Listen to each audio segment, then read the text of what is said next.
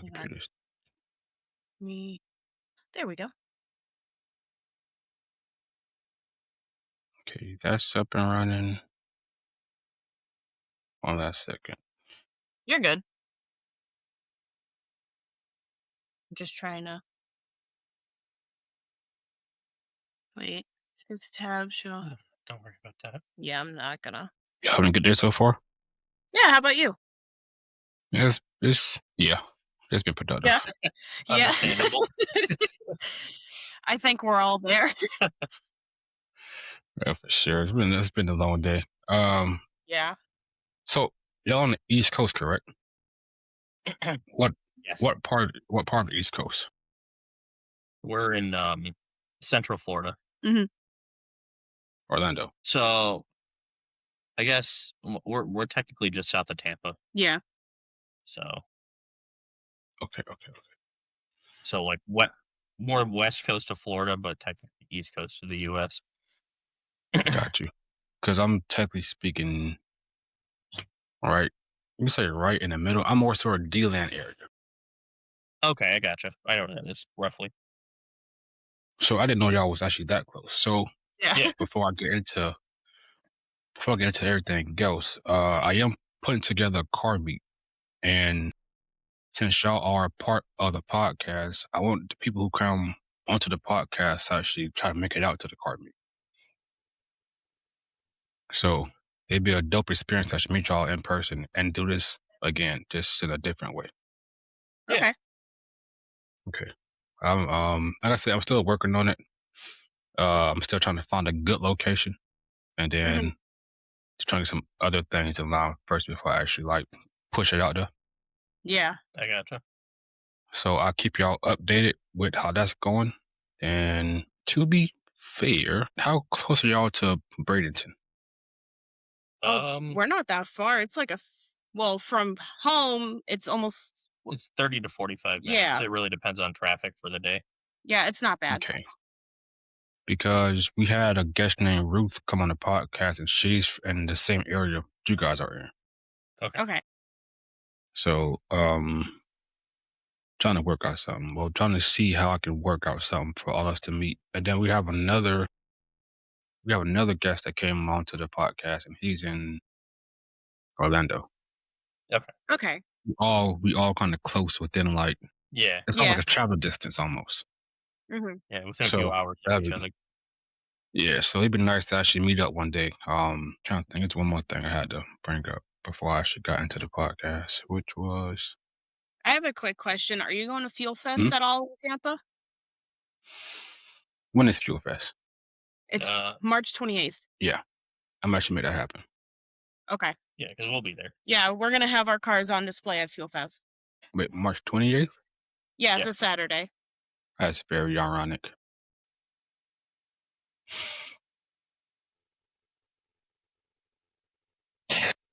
So March 28th was the same day I was planning to actually do the car meet I was just telling y'all about. I had a Wow. date Oh, set okay. for March 28th, but I did not. I knew Fuel Fest was coming to Tampa. I didn't know what the day was. Yeah, the 28th. So I might just not might. I'm gonna have to reschedule my meet because the Fuel Fest in town. That's just dead. Like everybody gonna be up for Fuel Fest, so I gotta redo that one.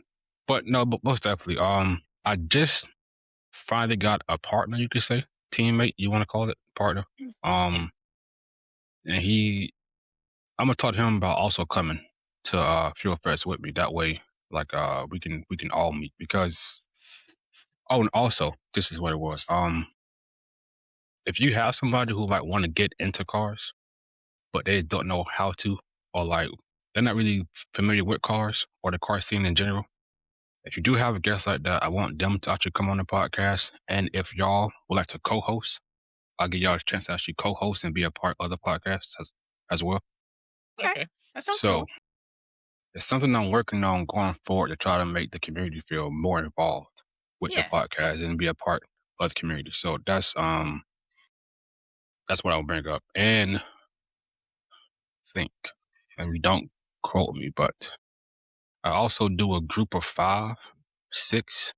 It could be a big group, but I do them in groups by how they come onto the podcast. So if you're also interested, when I do the group podcast, that's something that y'all wanna be a part of? Okay.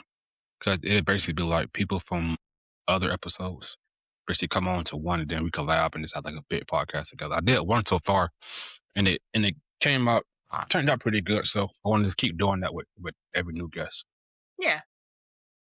But now it's time to get to the funny part, and it's time to hear y'all story. So, just before we get started, I want to thank y'all for making time for this podcast. I want to thank y'all for being a part of the community.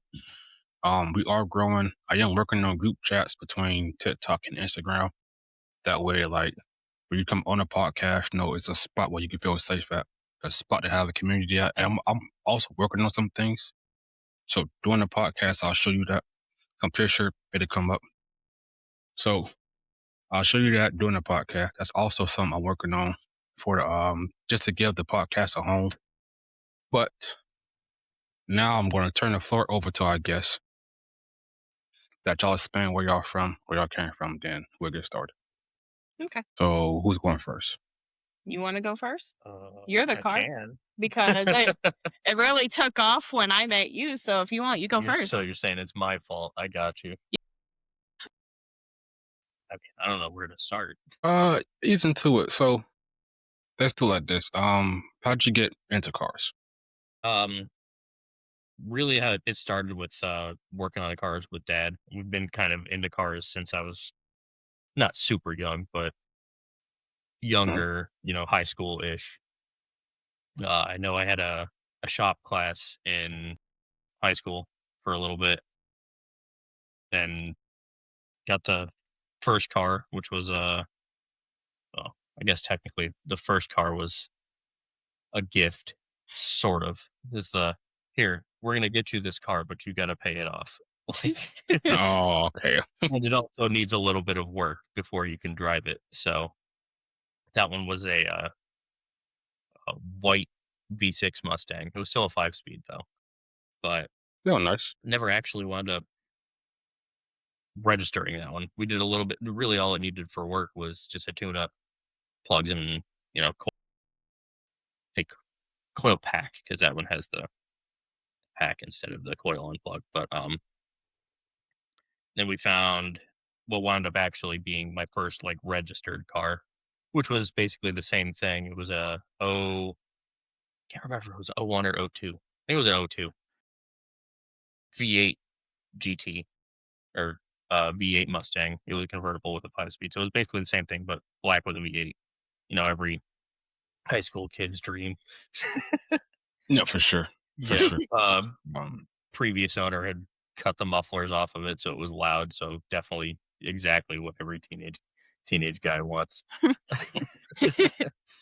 And a lot of what I learned was learned on that car. I mean, it was a really great platform to learn on because it was really simple. Um, and it really took off from there. I enjoyed working on it, so I was like, maybe this is something I'll want to do as a job, which I did wind up doing for about 6 years before I okay. started doing what I do now, which still kind of involves a little bit of mechanical work. Like I drive fuel trucks, so some of the maintenance I do myself, as long as it's not too involved, because it's with a fleet. So, but it's been a long time of just driving the car, something going wrong, working on it, and unfortunately, beginning of my time at Ford, I had to part ways with that car and got the one that I have currently, which is an '05 GT. Okay. It's been a roller coaster for sure with that one. My God. That car is it's lucky, honestly, that I was the one who bought it, because I feel like a lot of people, it would have, if they had had the same stuff happen, it would have been in a junkyard. So, um, it's been totaled.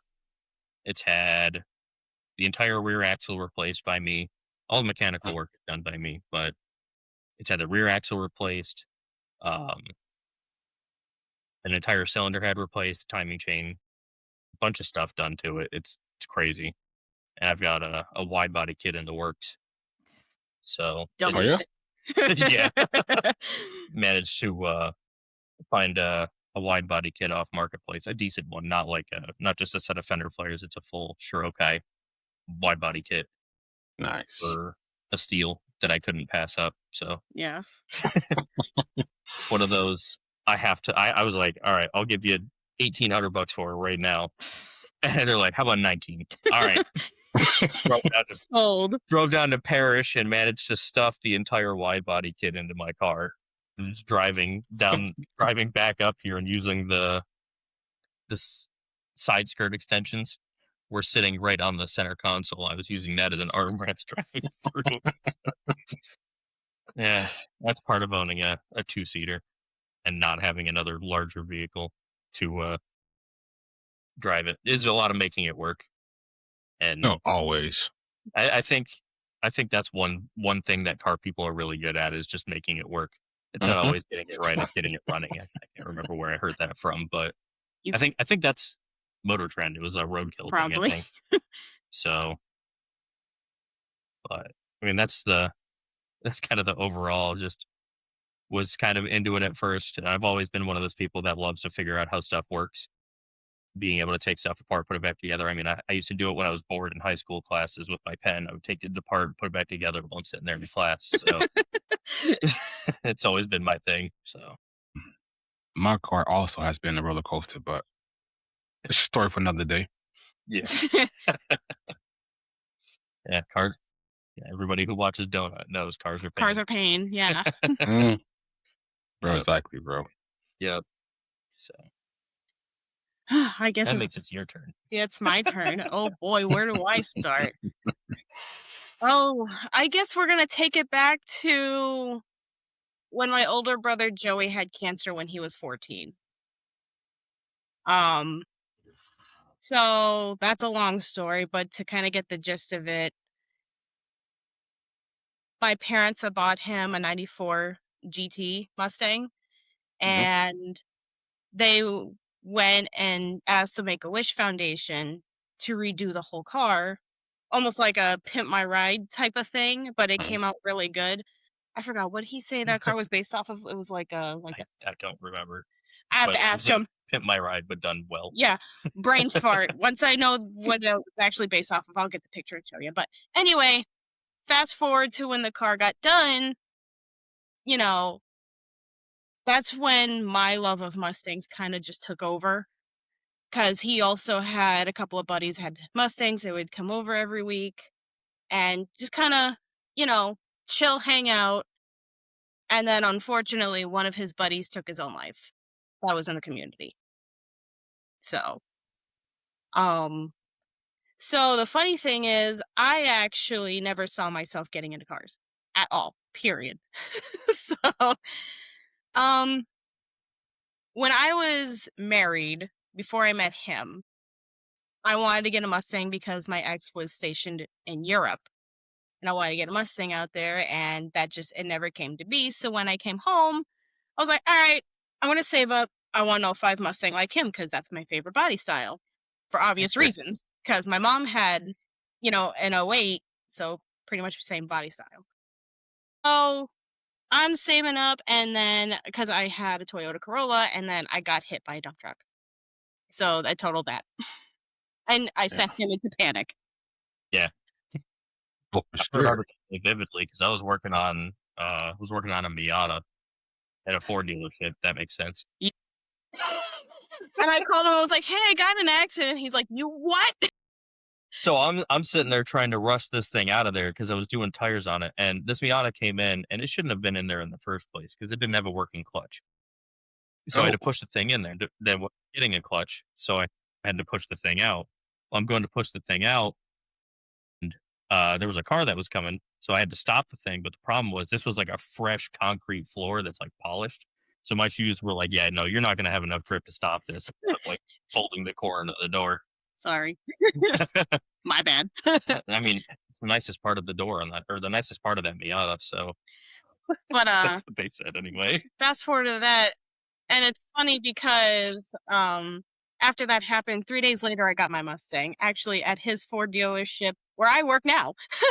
So The really funny part was that was the one that you looked at, you're like, "No, I don't want that. That's got too high of a mileage." yep, that wasn't my first choice. So my actual dream Mustang was an '05 red Mustang because I was gonna take Slay for the Sky Dragon and put it Mhm. on that.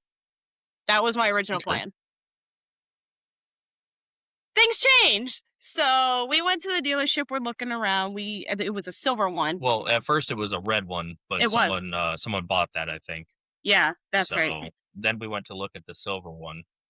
And then it was a manual, and I can't drive stick yet. So Yeah. And we didn't want to get you one if you were having to you were driving around at the time. That was your job, was driving around in right. your car, and we didn't want to get you a manual if it was something you still had to learn and get used to. Yeah, because So at this point, I never drove a Mustang, so I didn't know what it was like. So I'm like, all right, let me see the blue one. As soon as I got in that driver's seat, I was like, I'm sold. I was like, I kept telling her, she goes, I don't want that one. It's got too much mileage on it. I was like, just drive it. Yeah. Oh, And he was right. there you go. Now it's in the driveway and has been for what, 4 years now? About, no, 5. 5 years, 5. something like that. Yep. Took that home. I was actually scared to drive that car, and now it is what it is now. Now So you're used to it. So yeah, I'm used to it now. So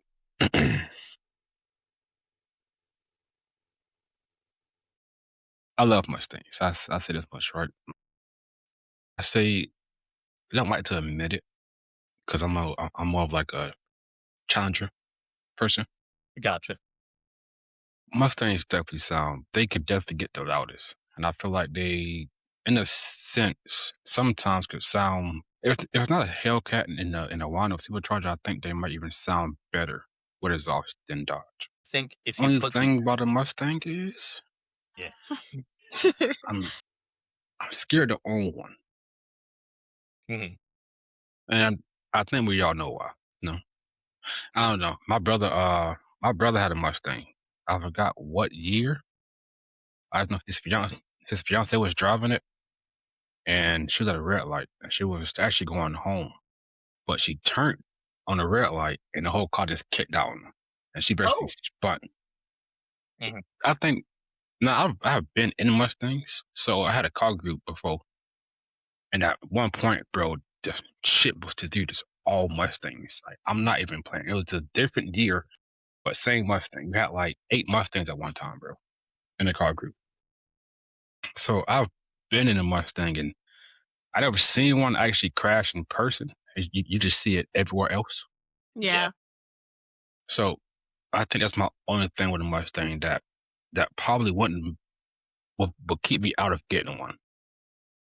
think the big thing with Mustangs is a lot of the times when you see them crashing, it's someone who never actually takes the time and effort to actually understand how the car reacts when you're giving it gas. And a lot of the times people forget up until 2015, with the exclusion of the early Mach 1s and Cobras, because those had an independent rear suspension. They all had a solid rear axle. So they they handle a little differently than a lot of people would expect. And especially if you've got a lot of rubber bushings, they have a lot of flex. And if you give it Mhm. a decent amount of gas while you're going around the corner, it has a tendency to kind of I don't know how to, not like slingshot, but in a way, to rubber band a Mhm. little bit, Hmm. where you give a gas and it suddenly snaps itself forward and that cracks the tires loose. So Now Makes suddenly sense. you're sliding. yeah, and suddenly you're over a curb. Oops. Oopsie. So I mean, Makes sense. I'll admit I've had it happen. I didn't hit, it wasn't a crowd. It was it wasn't a crowd. No, I'll admit this was back when I was first had the car. This was with uh There it is. this was with the O2, O2 GT. It was raining, in my defense. I was Makes sense, Dan. yeah, I was still kind of new to the car. And I was making a left-hand turn, and I think I don't know if it was because my shoes were wet. I think my foot slipped off the clutch a little faster than I wanted it to. Going into second gear, it chirped the tires and spun it around. I didn't hit anybody, didn't damage the car at all. I was able to just back the thing up and go. And it was 11 o'clock or whatever at night. So it was one of those Notes on that? All right, cool. Keep Keep going. Hopefully. So, All right, but bro. no, My bad now. after that, I haven't had an issue with it since. It was Okay. one of those pucker moments. You learn from it. You go, all hmm right. You wait until you're going straight to give it gas. Got it. Hmm. And to be fair, also that's with any rear-wheel drive car Yeah, it is. that got power to it. You definitely cannot. If you make a turn, do not push that gas pedal too hard, bro, or Right. you Espe- No. not turning. Especially when it's one with a V8 that's got more torque than horsepower too. I mean, hmm those O2 GTs were only like 265 horsepower on a good day.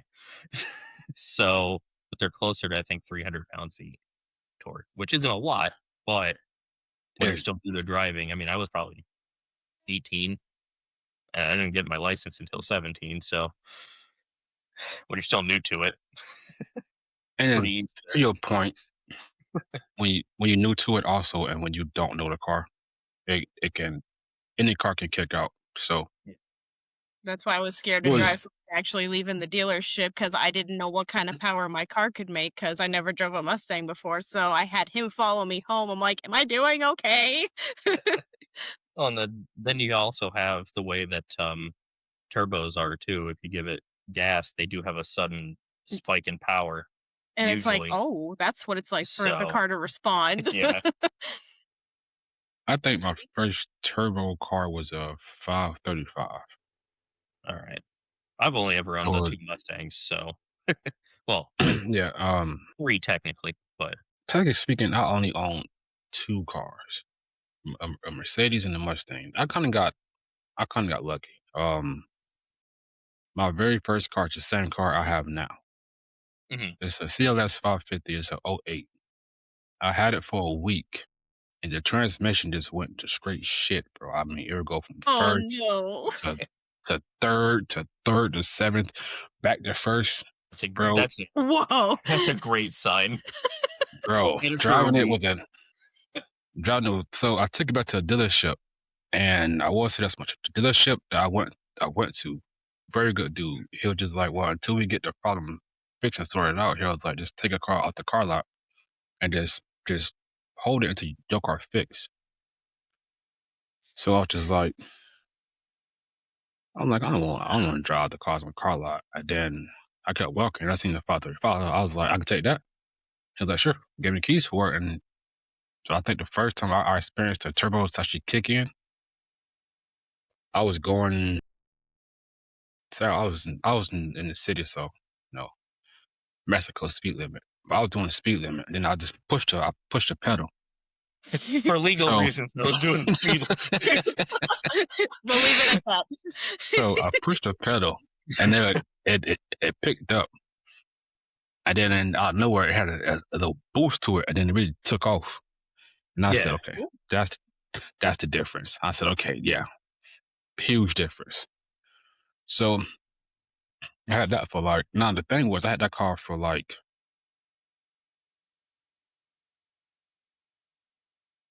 4 or 5 months. Full car payment. The only thing I had to do is just keep insurance on it. And then finally when he did, my car couldn't get fixed. At that point I was just like, you know what, just give me anything at the moment. So I took a 328 BMW.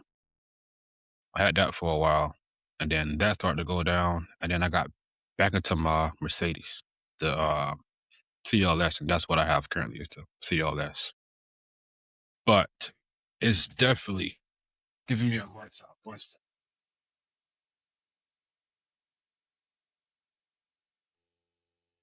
It definitely gave me a hard time. Well, not really a hard time. It's having a fuel issue, and I gotta figure that out. Yeah. And that's another one of the issues with having a car that you like to mess with a lot is especially if it's your only car, your daily. You're sitting hmm there going, I don't want to go too into this because if I screw it up, I'm not going to have something to get me to work that day. Yep. Or you have to plan around and be like, all right, I'm only doing this on the weekend because that way, if I start on Saturday and something goes wrong, I have another day to figure it out. So Exactly. So now I have a question for both of you. You can choose who goes first.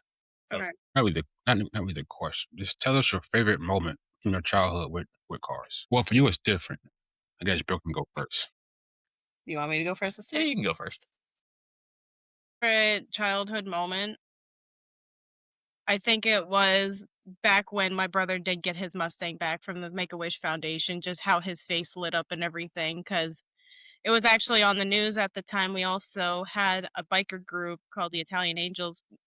They rode into the park and brought the car to him, and just seeing his face in that car just rolling in was the best thing I could have seen happen to somebody. So I think that's one of my favorite childhood moments that I could think of. Okay. I'm gonna be a little Um. different. Mine was actually, weirdly enough, it wasn't an in-car or an in-person car at all. It was. I'm gonna age myself a little bit here. I got my PlayStation 2 for the first time, and Okay. it came with Gran Turismo 3. Mhm. First time I opened that up, watching the thing, or that the intro cutscene, seeing that 2000 SVT Cobra R, that bright red one that was like the main thing for Gran Turismo 3.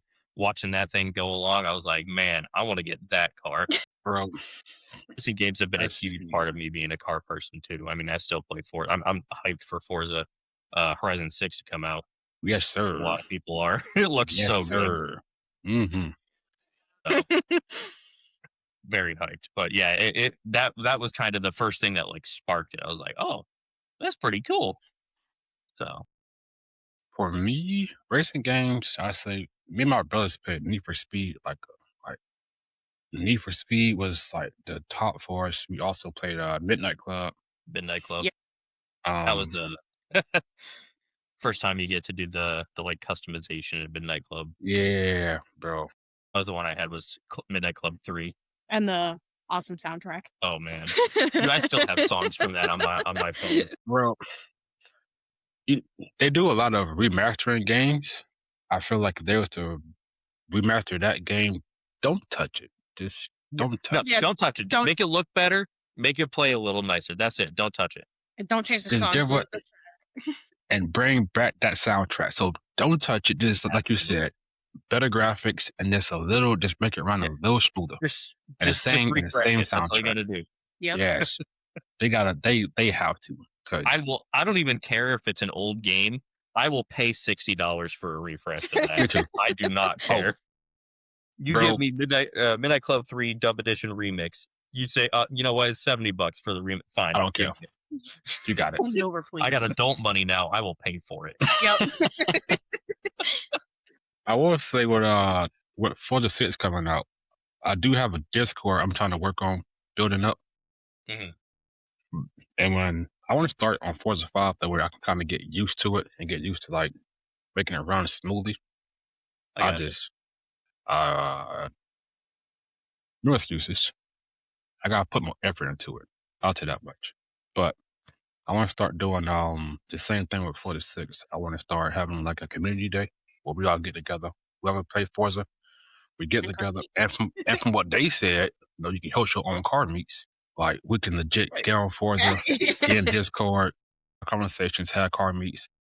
And then if the community hosts a car meet, then we can all go to the community car meet. Like there's something to do that's fun if you play video games together. So I also want to try to bring that also into the pod. Well, I'm trying to make the podcast more than just a podcast also. So that's something that I'm working on. Like I said, the car meet is something that I'm working on. And like I say, this will come up. So I guess I could just show y'all right now. Since it already came up. I will start actually. I have a portfolio. It's not complete yet. I'm the type of person where it has to be literally perfect before I do anything to it. So I just sent it to your Instagram. But Okay. To yours? To mine? To my phone? hers. Yeah. Yeah, can you I grab got my you. phone? Sorry, it's on the charger. No, All yeah, this good. is We're not my seeing. cervical pillow. Your boy's got a messed up neck from it being totaled, so Oh, okay. Hmm. Let's Yeah. look at it. Oh, okay. That's cool. That's really cool. So the plan for Definitely that, something to get back into. That is really cool. is to um plan for that is to basically give the car scene a home, legit home. Mhm. Cause the next segment I'm gonna get into is about the car scene. So the reason I started this podcast was to give the community a voice, right? Right. Because we have influencers, right? We got the big influencers, we got the small ones, you got the ones in the middle. Hmm. No, they all hurt, right? Like everybody talk about them, we all hear about them, but we don't hear about the ones that actually make the car meets, what the car meets are, the true community, right? So that's why I started this podcast was to reach out to them and basically y'all and us and just that I just wanted people to know that their stories are worth hearing. How they got into the car scene is worth hearing. Their opinions about the car scene also is worth hearing, right?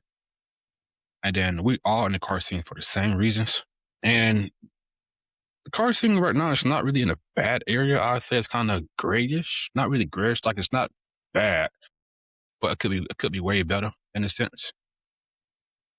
And one with that, you got takeovers. Um, Yeah. and if it's not takeovers, then you got I just call it kind of it's not really a takeover, but like a takeover mindset where you come to an event and you don't care about actually being there. You're trying to get your numbers up, get a quick video, try to go viral, like that type You're actually mindset. gonna I try. just call it Yeah. so I call that like a takeover mindset because to me that's what it is. So you see more of that in the car scene than you see that actually good in the car scene, right? So my goal with this podcast is to let the people, the true community, come out, tell their story, and tell how they got into the car scene and why they stay in the car scene. That way you can hear that side of the car scene since it's not really spoken on like that. And then nobody actually wants to hear the voices of the people that's in the car scene. It's either somebody big or somebody with influence. So I want to just open up doors for us, just get the true community in in somewhere where they could be heard at and be seen at. So that's my goal with the podcast. But with that, that gives us a home to control our own narrative. Now, going forward as a community, we can basically say, well, you support this and you do that.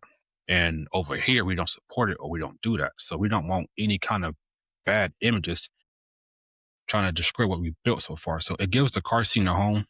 And then let's just say like I throw an event for the weekend is you got drag strip going, you got the drift track going, right? I'm trying to introduce actually like lodging on the property. So if you a drag strip team or if you're a drift team, you don't got to leave the script. You can just park your car in one of the bays and then stay somewhere. Or even do have a spot for RVs to park at if that's something you're also interested in. So it gives the car scene a legit home. And then the barn area, it'll have a spot dedicated for the podcast, but then also just a spot for everybody to come lounge at. I want to make it big enough that way we do like showroom flows where you come park your car enough, leave it, just let it chill. So I want to make it more community focused in the barn area, and then just in total, just bring it, just get a car scene a true home. That way, it's like a true spot to feel at home at with that spot. So that's what I'm trying to do with that spot. So that's in the works. Like I say, I have some meets set up that I can potentially put it in some faces to get it seen and talked about, and then we'll see where that goes. But and also I'm doing it in Florida, so it'll be close to us too, y'all too. Okay. Yeah. So that's also something that I'm working on in the background. Yeah, and it's always nice to have plenty of places for you know, to do stuff like drag racing. It keeps it off the streets, which is obviously safer and actually legal. Yeah. But and I know for some of us, the biggest issue is just finding the time to do it, or because I know for us, our closest one is Bradenton? what's the name off of the one off of Ulmerton? Showtime? Showtime Speedway. Showtime and They do drift Clearwater. events over there, and then they also have a drag strip there, which is an eighth mile instead of quarter. Then we've got Bradenton Motorsports Park, which is like an hour or two away from us because it's way down there. Hmm. And then you have, I think the other one is Leadfoot, which we've just been there recently for, what was that, the Tokyo Takeover? Yeah, Leadfoot was That really was a lot fun. of fun. Okay, that sounds that sounds nice. So, big issue is just getting over there. Yeah, it's Hmm. more the driving than anything. Yeah, because But like some of us aren't trying to compete in events. We're just trying to go down the track and get some practice runs in. yeah, I know Showtime usually does that on Wednesdays. It's middle of the week. it's like we're working. Getting over to Clearwater from over here is 45 minutes, especially at that time of day. Hmm. So, and that's also what I want to do. Also, which is leave it open, but just leave it open. And when we do have events, yes, I'll let people know that it's booked for these set date. Mhm. Leave it open for the general public to come. You got a spot if you want to just test your car, see how fast it is, or just you want to just hit the track and just blow some hit it. Like you got that the option to just go and just you just have that option. Just go do it. Just go have fun at the spot. So that's also what I want to do. I don't want it to be just strictly for dry script.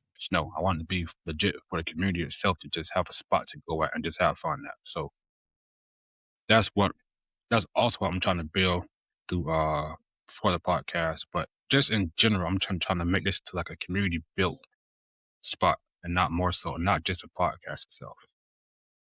Because I asked where y'all stay at because um I have me and Shane, well, Shane put it together. He and y'all meet Shane one day, but I met Shane.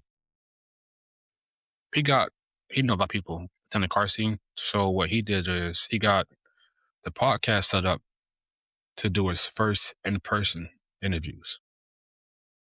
And I'll be doing that next Sunday, I want to say in Kissimmee or Orlando. It's either was one or two, it's either Kissimmee or it's Orlando, but for the first time, I'll be out there actually getting the stories in real time at the car meet. So it I'm hoping it'll give that like vibe of what I'm trying to create through this community is to just get the stories, show people that somebody cares to hear your story, you care, your story matters. So that's what I'm trying to get out. But I'll be doing that next Sunday. It's from 4 to 9 next Sunday, I think. Uh, So that's the first event, and then after that, I'm trying to just build them Ugh. Bathroom. going forward. Okay, I got you. So let's see. Well, until he gets back, You're good. well, actually, Shane is probably in the chat too. Now, they just talking about him. Oh, I didn't even Uh, use the chat. All right, bet. yeah, Shane is popping in the chat, so he can. Oh, But okay, one cool. second. So until he gets back, I wanna ask you, how do you feel about the car seat? Oh boy. So, how I feel about the car scene, and this is just me personally, I'm not speaking on everybody's behalf. Mhm.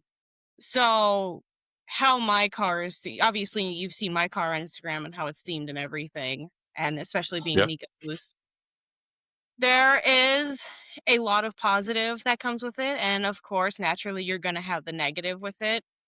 Hmm. And just recently with the negative, like, there's just times because I deal with a lot of anxiety. I've been through a lot. And when people just come on here and they like say these mean things, like, I know not to listen to it because you're a keyboard warrior. Okay. Like, what are you going to do to me, bro? At the end of the day, I'm still winning. But there's just that time where it's like, do I want to even continue keep, doing this?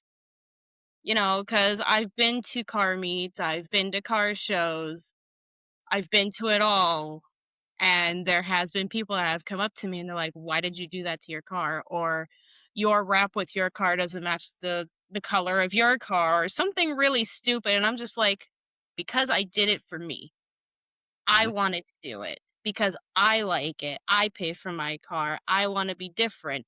Now every time I go out, everybody recognizes me as actually this character because I actually have my own car group that's called Cars and Cosplay of Tampa Bay. So with Okay, that meaning, people cosplay with their cars. So why and not? that's different. So That's it's different. really I like fun that. I like that. That's different. because when So people get Atashas of their favorite character, they can go ahead and cosplay with that character with their car. I don't know if you've ever heard of her, but she goes by Pika Belchu. She has the Pikachu beetle, and she kind of inspired me to do the same thing. So that's where it kind of took off too. no, I'm not. I don't. I seen the Pokemon car, but it wasn't it wasn't Pikachu. It was more so like water type Pokemons, I want to say. Okay, But I haven't seen that one yet. So if you can, but if when you get a chance, just send it to Instagram I and then got I'll you. check it out. Yeah, I But got you. as you said before, though, you got to build for you, honestly, Hmm. because I'm not gonna build my car around what the car community thinks I should build it as, because I think we don't understand if you build your car based off the car community, it's copy and paste. Yeah. For being honest, it's mainly copy and paste because trying to build it through the car community, everybody different type. Everybody kind of has the same style when it comes to cars. It's Hmm. just displayed very differently. Right. So everybody taste is the same, but yet different at the same time. Hmm. If we build our cars the way that people say we should build it, every car kind of will be the same exact feel, the same exact style, and it's just like, Yeah. why? It's just a You cookie have, cutter car. mhm. And I strongly believe you have to let the person express themselves through their vehicle. If it's not for you, that's all you gotta say. All you gotta say is, okay, well, I respect what you did to your car, Hmm. but I would do it differently. Or if not, don't say that. Just keep going. Just a quick nod or okay, boom, just keep going. But to feel like you gotta give your opinion or try to belittle somebody else's car because you don't fit your standards in the car scene, I feel like that's something that we gotta work on too. Because Yeah. I'm not here to build my car where that you want to see it. You like it because of how I did it, my taste and my creativity. If you don't like that, then keep going. Keep going because you probably think your car perfect. And a lot of people are saying otherwise. But Right. they're not saying it to you because this is not their place to. It's your car. It's your story and it's your build. Like, that's just where it's gonna be. And then to be honest though, your car is different. But I like that it's different because again, it expresses how we all different in a car seat. And then I want to ask you more about your car group, not the car group, but the group that you built up. So tell us about that and how you got that started. So one day, because I showcase at conventions, I actually go to That's MetroCon in Tampa. I do Hallmat in Orlando around Christmas time, and just couple of small other conventions. But me and my buddies, we had an idea one day because we were cosplaying, and then when we saw the Atashas on display, we were just like, man, we see a lot of these people cosplay as the character on the car. mhm, And then it kind of just struck to me. I was like, why don't we have a car group where we can have car meets and just come out and cosplay? You don't have to just do it for conventions. Let's go find a spot, get in your favorite cosplay. Let's go get some pics. Let's get dinner. Let's do something. I think it's fun. It's something different. And of course, you're going to have the people that's going to look at you weird, but they look at you weird regardless. So let me have fun doing it. Okay. mhm, I don't care. And it came, we started small. And then we kind of just found random people on Instagram actually. And I was like, hey, you're in the area. You want to take part in the cars and cosplay community? They're like, hell yeah, that sounds like fun. And we did a couple of events where we went out. They asked us to display our cars and we went and cosplay. The kids loved it, older people loved it, and that I think that's what it's all about. Just bring smiles to people's face cuz with how the world is right now, we need a little bit more kindness. We need a little more laughs. We need a little more enjoyment. while we're here Hmm. because we're not here forever. Facts. Big facts. And also, the one thing I like about what you've done with that group is a lot of cars and car scene kind of are based off anime.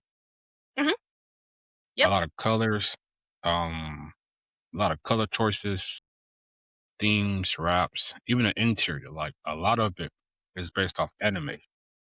So the fact that you actually create a spot where you can actually cosplay the anime that you're actually presenting through your car, I think that's actually dope. Cause now and then it gives people a space to actually be themselves at. You know what I'm saying? And it gives them a space of like secure. Like, I can I can come out cosplay and have fun with a group of people who enjoy the same thing I enjoy. Like I love that anime. I love that anime. And now I can actually cosplay it at a car meet. Now you're bringing these two things to like one, and it's like the best of both worlds. Now I can be that anime character. My car is now I am. So like it's dope for photos, dope for videos. Actually, I posted one. Um, I actually posted one to let people know that we're going live for the podcast. It was Joe car in the background, and I didn't see the outfit, but it was a dude in a black outfit, and that he came across the Let me go to it because it's on my Instagram story. I think I know which one you're talking about. If he is the person like walking like into frame of what with my Hmm. car with the standees. Yeah, that's my friend Crystal. Yep. We wanted to do a little funny thing, so she went and did that. She actually told me to start posting on TikTok a lot more to get like the traffic foot out there because I never used TikTok before. I was so against it, but now it's like, wow, surprisingly, this isn't as toxic as Instagram, believe it or not, from my experience. So it's So great. I would say it is good to do both because I've made, to be honest, oddly speaking, I started TikTok first. I want to say, Hmm. or I was putting more time to TikTok than was Instagram. But I've made most of my connections through TikTok. It just carried over to Instagram. Like the first guest on the podcast was TK, but I found TK through TikTok, and then it carried over to Instagram. I want to say also Max. Max is a good dude I met through TikTok, but carried over to Instagram. And then the latest one I met was Shane. Shane, I met Shane through basically TikTok through one of the videos, and now that carried over to Instagram. And one thing I will say is each time I made a connection with somebody and it carried over from TikTok to Instagram, like we're like this now. Like we are like this. And it's just interesting because my Instagram is growing at a really fast rate. So the community is really showing the love on Instagram. For me, TikTok growing slowly, but it's also where I get most of my podcasts from. Is through TikTok. Yeah, it's vice versa So for me. it's it'll get there for sure. So it's definitely good that she told you to actually start doing TikTok because it will help. I will say that much. It it will help. But Yeah, see, for me yeah. it's different, bro. To me it's TikTok when it comes out to reaching out to people. But yeah, I But just wanted to create a safe space for new people, my friends, family, because I think everyone should have a safe space. mhm, They should be able to have more of a creative outlet, like, and it's not just like, oh, we're gonna talk about cars. Like, what's your next cosplay plan? Do you need help with that, or like advice and everything? And you meet just incredible people through and through the car community and the cosplay community. It's and then next thing you know, you put two and two together, and then you make something that's never been done before. correct. Because the group you started is something that I really haven't seen until now. And like I said before, it's dope that you give people that kind of escape also. It's just dope to have an environment where you actually feel wanted and you feel like you actually belong somewhere where you got people who's genuinely like looking out for you, who got your back. Um, it's just it's be creating something that I'm trying to create now. And before I go any further with asking asking him how he feel about the car scene. I just want to say thank you. One second. I want to say thank you for creating that group for people to feel welcomed in, and thank you for giving them that space because that's also what we're trying to build through this podcast. So, and I see people doing that already. I just want to give my flowers to them because we are doing something great in the car scene. And like I said, with the way that for the way it's going, it gets overlooked. So now that we did this podcast together, we can put some odds on it for you. We can probably get you some like.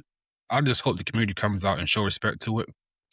So, but Shane asking for y'all Instagram and TikToks. So if you can drop it in the There's my name at the bottom. That's what that is.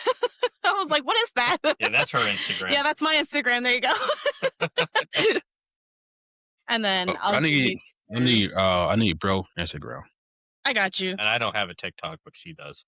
Which we're gonna fix it for him because if he's gonna be no, no, I've been standing up that no TikTok hill. No, because your car's gonna be dummy thick. Yeah, there's You need no to way get I on can it. have a car like that and then not have it. So. All right, I got you. Let me send this over real quick. When I tell you the amount of effort I had to go through just to find a set of wheels for that. I got you, Shane. Hold on. I'll just put it in the chat. I got you. I got you, bro. That had a reasonable set of specs for me that aren't, $1,500 a piece. Okay. It was hard. I had to make some compromises for sure. So it'll be I can't wait to have it all come together though. It's gonna take time. Oh, for sure. Stuff's expensive. Ain't that the truth? Mm-hmm. All right. Well, now that you're back, now it's time to get your opinion on the car scene. Mine will probably be a little bit different. I feel like a lot of your opinion on the car scene has to do with the car you drive. It is, like in her case, she gets a lot of crap for hers being an EcoBoost instead of the GT. I mean, I even get crap for it because mine is the 4.6 instead of the 5-liter. I mean, I feel like a lot of the time there's always going to be someone that's going to hate on it. But I think the way people do it, it's one thing if you're joking around with it. Like we have a friend in our group that has a Camaro and we joke around, but we're not serious about it. And it's important to make it so that people know you're not serious when you're joking around it. Yeah. I feel like there's a lot of people that have just the wrong mindset about what the car community should be about. It shouldn't be about clout. That's the big thing. No. And a lot of people need to learn to respect not only other people, but the venues that you're using too. Mm-hmm. Like we were just at a car meet the other day. Right after we left, thing got shut down. And it's not fun when everybody's expecting you to be there until 10, 11 o'clock at night, and then it stops an hour after you get there because people can be. That being said, I don't want to be the whole thing to be negative because there's a lot of fun with it. A lot of the people I've met have been from being at car shows, car meets, car groups. And I mean, some of them I don't even really talk to a whole lot, not because I, don't want to talk to them. It's just everybody, everybody has a lot of stuff going on. We all work and stuff doesn't always line up. So, right. Some of my best relationships are with people that I've met through just happening to be at a car show and they just come up and talk to me. So I think that's really cool. It kind of like in the gaming sense where you'll have someone where the only thing is their gamer tag or their whatever PlayStation calls it. Yeah. You'll know that and not their name, but there'll be someone where you'd be like, if they needed something, you'll sit there and help them through whatever. It's some of the best friends you meet are people that you've never actually met in person. I got 2 of them. So, hell, there are people that I don't even remember their names, but I'm really good at remembering faces and their. Yeah. We'll be sitting there going, I'll be sitting there going, man, I can't remember your name. Or she'll be asking me about someone and be like, hey, this You know, do you remember this person? I'm like, what do they drive? Oh yeah, I know that person. Or you'll know by exhaust. So yeah, that's a skill. Being able to know which friend it is by the exhaust note. That's a Oh skill. yeah. hmm But So to speak on that, when I first started my car group back in 2023, there's a dude named Juice, right? mhm, But at first, nobody knew who he was. We just kept seeing his car pop up at car meets. We were just like, we sitting there, we were like, damn, like we got to get him like in a car group. Every time we would hear his car pull in, we'd be like, all right, like we got to figure out where he parked at. So he had a Genesis. I want to say it's 86, but he had a two tone. It okay, was black, and then I want to say like a baby blue, but he okay. had a trying to think how to describe it. I'm gonna show you. If I can find a picture of it, I'll just send it to you. But we knew the car, just didn't know the person, right? And then one random night he popped up, and we're just talking like his name. We didn't get it till like it's like an hour later. Yeah, finally he was like, "Oh, by the way, I'm Juice." We were just like, bro, like we kept seeing your car at car meets, and we kept trying to get it in the car group. And he was like, "That's crazy work, bro." So it's funny we get in the car scene, bro. Like you know somebody first by their car or how their car sound. Then you get to know the actual person. Yeah, we'll sit there. That's one thing that's really funny about the car scene is you'll sit there and be talking to someone for an hour, hour and a half, and then you'll be like, "Oh, I forgot to ask them their name" at the end of it. You're like, "Well, I guess I'm just gonna Yeah, have to well, buy that car now, or wait until I hear someone else say it." So They know me no by my facts. they know me by cosplay now as the actual character. That's what yeah, they call me. It's Oh, pretty funny. that's a nice Mustang though. So which one's that? sorry, I didn't want to like interrupt that whole thing, but that's my brother's 94 GT that got done. And funny enough, I am actually buying it this year, and we're gonna restore That's it. okay. It's That's been dope. sitting there for what, like 8 years. It hasn't moved. Yeah, it hasn't moved. Damn. It's been in a garage for most of it, but luckily someone knows a thing or two about older Mustangs. So that's one of the beautiful things about those cars. They're really great for people who are just trying to learn because it's stupid simple. Like the basic things are very simple and easy to learn. And since they've been out for so long, I'm sure you'll be able to find a video on how to do it. So, but Okay, let's see. I'm gonna give y'all a hard question Boy, or a hard topic. Let me think. Hey Shane, bro, drop a question for me or drop a topic, but make it hard. Like make them make them think, bro. So okay, I got one. If y'all could change one thing in the car scene, what would it be? what will we change? Mhm. The toxicity needs to go. yeah, Point blank. I think that's a big thing. That or but basically both the points that we were hitting on the people, the respecting other people and then respecting the venues. Like Yeah. we've had some where they were like, "No, yeah, go ahead, do a donut in the parking lot. We want you to." We've had a few taco shop meets, I think, that were like that. They would be like, "No, he does a donut every time we ask him to do that." Yeah. Okay, But that's different. other ones, they don't want you to sit there and rev it. They don't want stuff like that. And I get some of them not wanting to. And if it's just respect what they ask, that's it. Yeah. It's If not they that ask you hard. not to rev or do burnouts, then don't rev or do burnouts. It's not, It's not not the that end of the hard. It's not. world. Yeah. Okay, so Shane asks, what is one thing you like about your car and one thing you don't like about it and why? Okay. Oof. You want to go first? You want me to go first? You could go first. I need to think. Wait a minute. One thing I like about that car. I'll start with the thing I don't like. Yeah. Because that's an easy one to think of. It always seems to there's always something wrong. That's the problem. Right. And I feel like that's not just my car. I feel like every car person can agree with that. You fix one thing, Oh, for something else doesn't work. And it may not be something every that stops time. you from driving the car.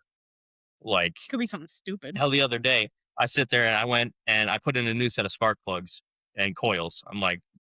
I was like, all right, cool. This thing runs great. We're sitting in traffic on Friday on the way home, and all of a sudden the idle goes and starts messing around. And I'm like, no, don't. I'm in traffic. I don't have time for this. Hey, bro, I've been there, bro. It was. I'm pretty sure it was one of the crankcase ventilation hoses. It had collapsed. So I think what was happening is it was choking it out a little at idle and was given. That's what it was. Luckily, I had part of owning a car that breaks all the time. Not to say that they're not reliable, because realistically, Right. that car has never left me stranded on the side of the road except for when it was T-boned. So That's good. Yeah. it even started after that. I could have drove it if I had to. So wouldn't have, but I could have. But it's just something you get a bunch of extra little things, and that's another part of why I've liked being mechanically inclined. Is it's nice to not have to try to call someone to try to figure it out. Now, don't get me wrong. There are still times I've had to call someone to figure stuff out. I'm not perfect. I don't know everything, but I never went to school for any of this stuff really. Other than that shop class, everything I've learned has been on the job. Okay. But it's nice to be able to do at least the basic stuff, or in my case, stuff that's a little more advanced. Anyway, on to the thing I like about the car.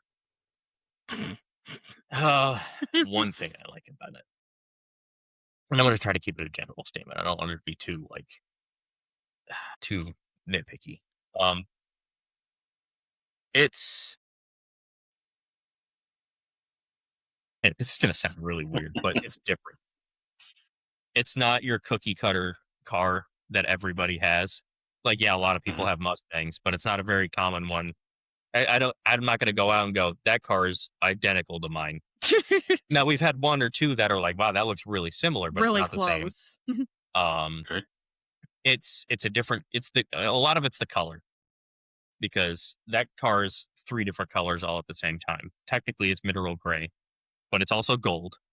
But it's also when it's overcast outside, it's green. Hell, when I got the car, the original title that I had actually said the car was green, even though the actual paint code is mineral gray. Interesting. So Okay. it's just different, and I really like that. I like it to. That's one thing that I know. It makes it more special, especially with all the work and the blood, sweat, and tears that I've put into it. You get that one person at a gas station or something like that, which is usually where it is, where someone walks up like, "Hey, that's really nice." And I'm like, "Oh, thank you." Or Culver's the other night when I picked it up, the person, the guy that was bringing the food out was like, "Hey, that's a really nice car. I like what you've done with it." It's a nice feeling. It is. Most definitely is.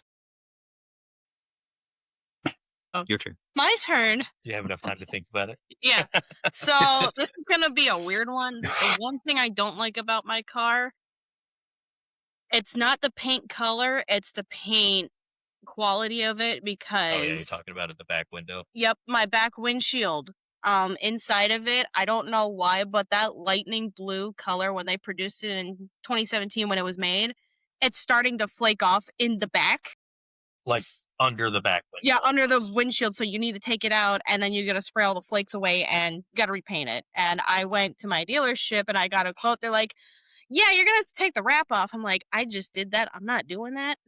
No, Like, I will with it for now. I will deal with it. Thank you very much." Yeah, because they're like, we're gonna have to like paint half the car. I'm like, why?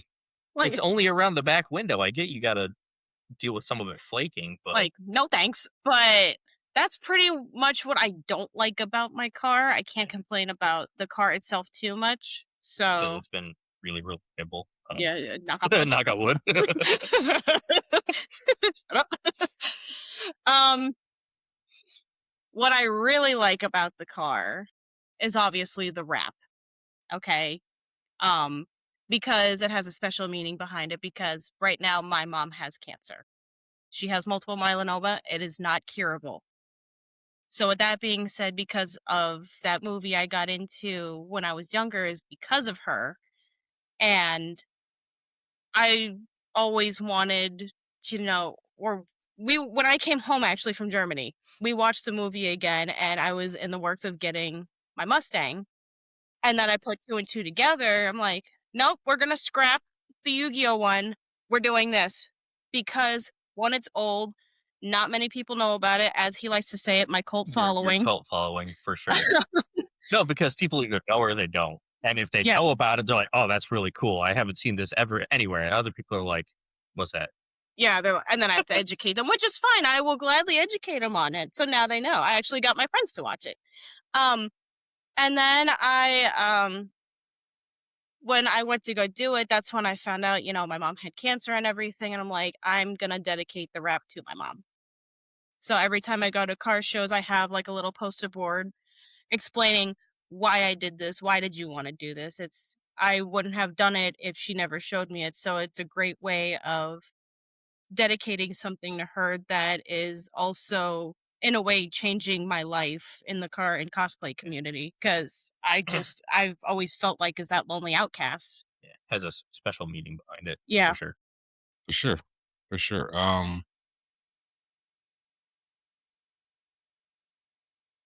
But yeah, that's why I really like that. uh, cause I lost some really, really good people to cancer. And just hearing that, I'm thinking about my friend Tamari. I went to middle school with, and you know what he went through at that time. We all middle school, bro. Everybody's still immature. Some some was more mature than others, but everybody still was very mature. But he had it. He had it really, really rough, bro, in middle school, and nobody knew what he was going through. They didn't care to ask. They didn't care to think about why. Because he wore a do rag and a hat literally every day. Different do rag, different hat every day. And eventually, but that boy beat cancer like 6, 7 times though. Oh my gosh. So Damn, was dude. definitely a fighter. And then Yeah, it sounds I've exhausting. lost I've lost all my grandmas to cancer. I'm so Um, sorry. and then it just touched back to what you said about your mom, and I'm not mistaken about it, and I'm sorry you got to deal with that. If you ever need somebody to talk to or just anything, I've been through it. So I'm always here. My door is always open. You can always text me. Just anytime you feel like you want somebody to talk to you about it, I'm here to talk to you about it. But I found out my grandma beat cancer twice before cancer became terminal. My mom held out that news until afterwards, but it's here or there. But my grandma beat cancer twice, and the last time she beat cancer, she beat breast cancer, and she lost her left boob. I want to say it kind of relates to your story about how you get the route for your mom, because my car is going to be two tone, and I'm doing the interior gonna match the exterior, so my interior will be the same color as the outside of my car. Now I was going to do it purple because my grandma had this kind of, she wore purple a lot, or like if you just knew her, purple kind of was one of her kind of favorite colors. Yeah, Mhm. So I was going to do the driver's side of my car all purple. Then the passenger side was going to be all black. So black, my favorite color, purple, her favorite color, or it was kind of sort of one of her favorite colors. She used to love purple. I get I get the sentimental value of your wrap because the plan I have in my car literally is the same thing. It's dedicated to my grandma because just my mom also is a very, very big, big, big reason why also this going on. But me and my grandma had a plan for a business. And I can remember it like yesterday. Me and my dude seen her on the couch and she was like spacing out. And then that's when we found out she had, the stage 4 cancer that was, terminal. So just looking back at that, it's the small things that we go through and the small things that we dedicate to our cars and the small things that we dedicate to ourselves that people might not understand it. She sit with me every day. Like the reason I started this podcast was because this is my little lady. But the reason I started this podcast and the reason why I do most of the things I do was because I couldn't give her that business she wanted while she was here. So just going forward, I try to find a way to make my passion something I can give her also to give her that business that she always wanted. So that's why I was doing my side purple because she's mainly the drive behind everything I do. Like and also my mom, she's like purple too. So it's just like that's what drives me every day. So that's why I was putting purple on my driver's side and then black on my passenger side. So I really can connect with how you put that rap for your mom because going forward, that's what I do. I'm kind of in the same boat with my car for my grandma. It's literally the same thing. So, um, off topic, sorry, but I just had to get Okay. that out there. That's No, you're kind of fine. it's kind of the same thing I'm doing too with my car. So, like I say, it's the small things like that that really make a car stand out for you, or what makes it feel like a home. Also, you know what I mean? So that's dope.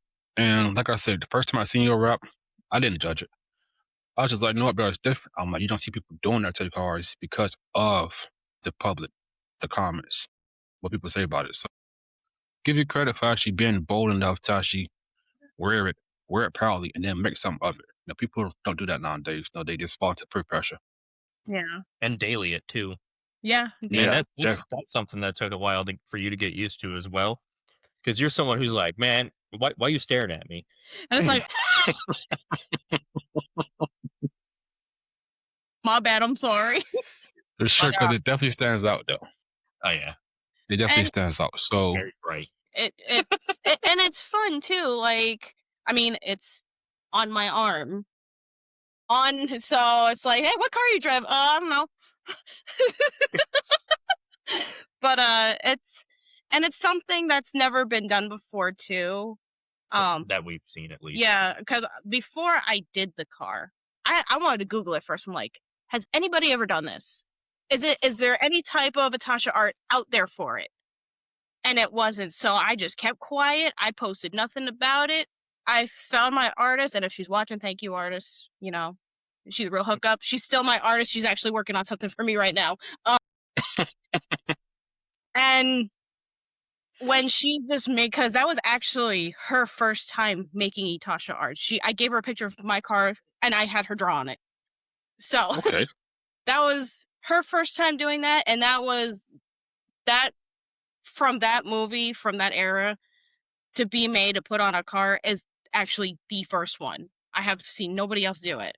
So just to know that's the dope. first car to be done like that, also dedicated to my mom, I'm really proud to be the owner of that car outside. Even though You she pisses should. me off sometimes. Don't they all? They've all got a mind of their own, for sure. Oh, for sure, for sure. Bro, I would tell my dude, I'm like, you don't understand. Like your car knows when you get paid. Your car Oh knows. my God. Is it for me?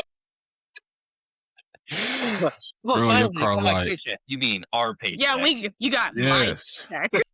Like, damn it. bro, that's crazy because I had so many plans with my car, bro, and every time I got paid, it's like my car. I love my car, and I'm also answer Shane's question. One thing I love about my car, and one thing I don't like about it. But personality, bro, that car, bro, was retarded, bro. Like I'm trying to I'm trying to fix you up, bro. Like I'm trying to like get you like a tune or like, you know, make you breathe better. No air intakes, no better injectors, better spark plugs, better tires. I'm trying to give you that. I get paid, you get mad and you break. You're not helping me, bro. You're not helping me, gang. You're just making it worse. So I swear, bro, cars, bro, I swear it's like they make your schedule. They know your mood, they know your schedule. Sometimes they calm you down. Sometimes they piss you off even more. So I swear, bro, cars, bro, it's like a love hate. And I swear, Oh, for I sure. swear, bro, it's like your car pick up who you are, bro, and it just acts accordingly sometimes. That car's my best friend. I can't tell you how many times I've cried in that car. How many times I've floored it. How many times I've screamed at people in that car. The amount of times you've had to sit there and go, "I'm sorry, that was mean." Yeah, that was Just mean. sitting there rubbing the dash. I may have gassed it a little too hard. So the one thing about my car I like is the smoothness. I will say, it's real smooth. Like you can speed and you can't tell if you speeding. Mhm. But in of course, the 550 come with a 5.5 liter V8, so you can't really tell when you speeding. It's just real smooth. Now it's gonna sound a little funny. Thing I don't like about it is it's sometimes too smooth. You don't I have want to that. feel yes, like I want to feel the Yeah. sportiness that I know you have in you. Give it to me.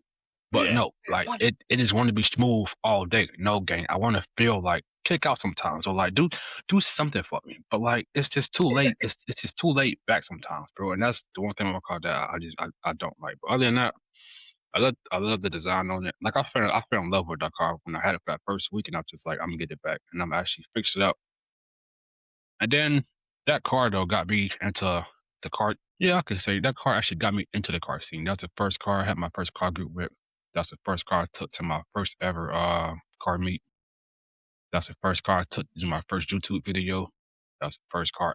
I did a lot with that car. So Yeah. it's just something like design wise and like I can't really if I was change anything on it, it'd probably be like the interior, but other than that, I can't really say too much about it. I love it just how it is. Just Mercedes made the car's like a little too smooth, and that one, it is a little too smooth. Like you can't really, I mean, you can get it. It still is fun, but I've been in funner cars, if that makes sense. So that's Oh, I've definitely driven yeah. cars more fun than that too. But that being said, I do love that car. Check engine light comes on. Yeah. I didn't say anything. Oh, because Yeah, when I I was at home swear. to work in their used car area for a while, so when someone would trade in a car, I would be one of the people that would go through and change the oil, look the thing over, and every car gets a test drive. Well, I mean, one of the times that one of the cars that I got, and also the guy who was their service advisor type thing, yeah, would kind of hook me up because he knew I was the Mustang guy. I had like it was a 20, I think it was a 21 Mach 1. It was brand new. Thing had like 1,800 miles that someone traded in. That's Got brand new. drive. Every car Oh, gets a test sure. drive. Another one was this was one that I was like, I'm gonna make sure I get this car. It was 2020 GT 500, one of the bright orange ones. I'm like, you already Okay. know I gotta drive one of those. And then there are other ones that a lot of people don't think. It's like, as someone who had never driven an electric car before, when the Tesla, I was handed Tesla. I didn't choose this one, but I was handed a Tesla. I'm like, oh, that should be pretty easy. There's no oil change on it, but I still got to drive it. And I'm like, I've never driven an electric car before, so let me see what it's like. And I understand it is very different when you're used to driving um an internal combustion engine, because you don't expect to put your foot down and it just goes. You expect that little bit of delay for everything to open up. No, it just goes. There is no delay, and it's crazy.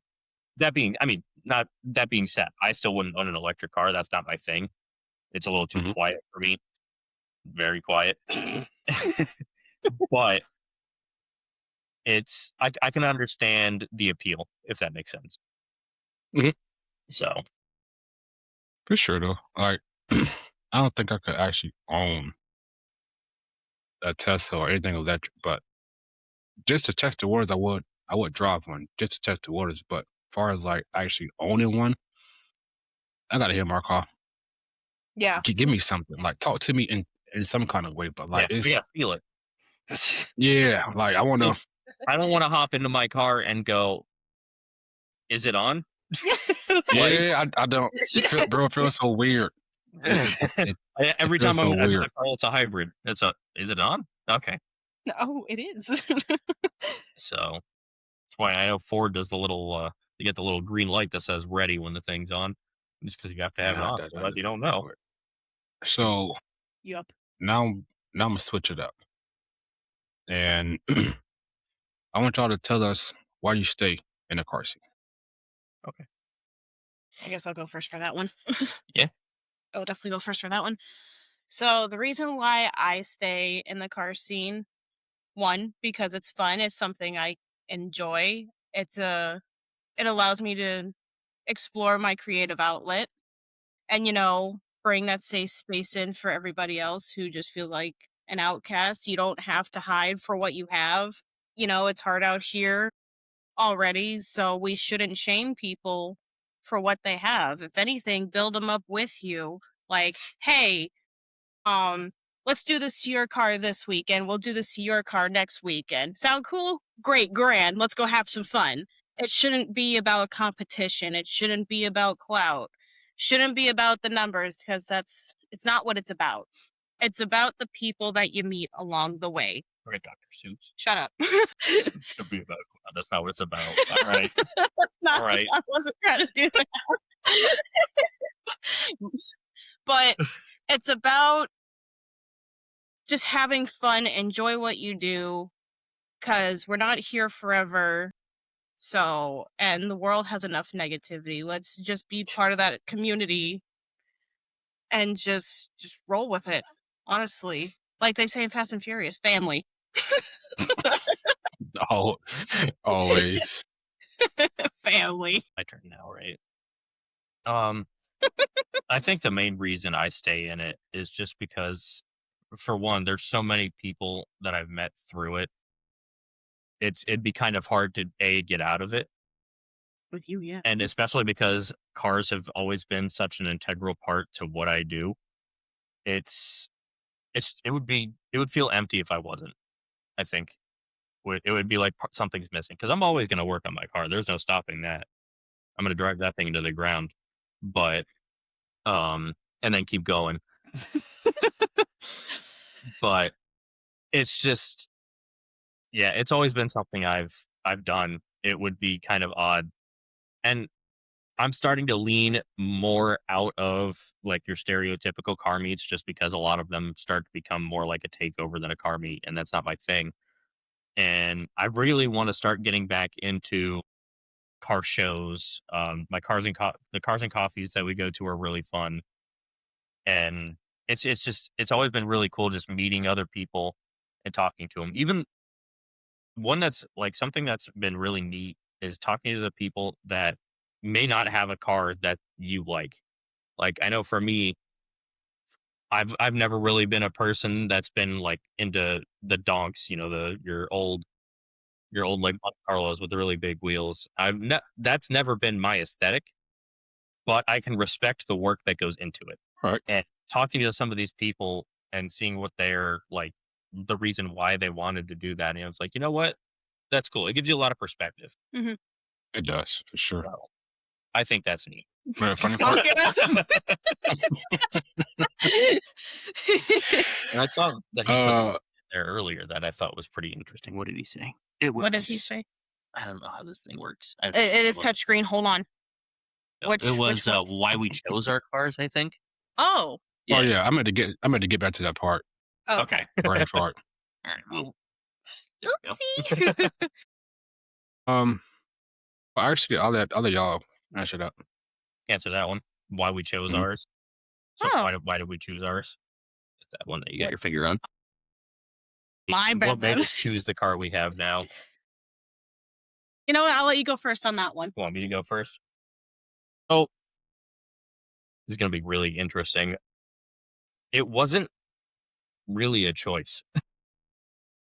And I know that's going to sound weird, but hear me out. So the old car I had, the O2, the 4.6 2 valves are known for um, spitting spark plugs, or to flatten out the plugs.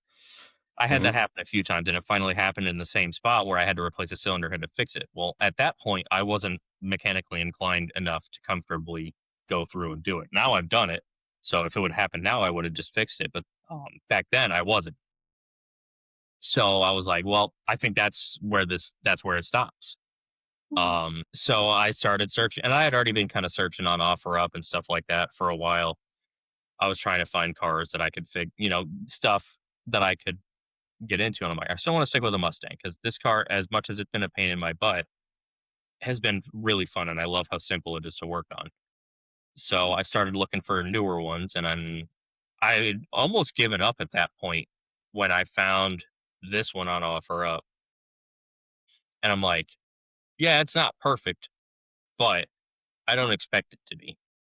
When I bought Okay. the car, it had some just I think there were Ibach lowering springs on it with like really small wheels. So the speedo was off, the thing rode kind of crappy. And the driver's seat was more foam than leather. It had some paint issues, and I'm like, you know what though? I can see it. I like this car. So I when I got it, and I mean, it's been a roller coaster ever since. But Ain't that the truth? it didn't really choose me. I didn't really choose it. It kind of chose me in a way. It was the one I can afford and the one I can get. And sometimes that's all that matters. My turn. So Yours is actually kind of similar. It wasn't really the one you chose. It kind of was the one that was there, right? We were like, I want a Mustang, but before I answer that, the reason why I say that the truth is because when he got T-boned, I helped him rebuild the car.